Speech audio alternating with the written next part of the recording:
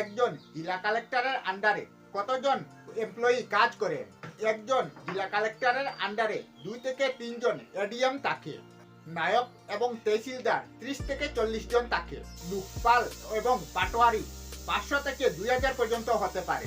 এটি তো রেভিনিউ ডিপার্টমেন্টের কথা ছিল।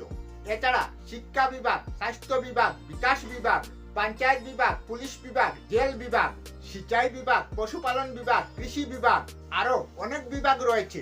ডিস্ট্রিক্টের সকল ডিপার্টমেন্ট কালেক্টরের আন্ডারে কাজ করে। তা সে যে কোনো ডিপার্টমেন্ট হোক, তাদের মেইন হেড কালেক্টর হয়। আর এই ডিপার্টমেন্টে কাজ করা ছোট বড় সকল এমপ্লয়ি এর আলটিমেট হেড কালেক্টর বা ডিএম হয়। কুল মিলিয়ে দেখা গেলে এক জেলা কালেক্টরের আন্ডারে 50,000 থেকে 2 লক্ষ এমপ্লয়ি কাজ করে। আইএস শুধুমাত্র একটি চাকরি নয়, নিজে থেকে একটি সম্মান, যা বাস্তবে অনুভূতি করায়। সম্মান কাকে বলে?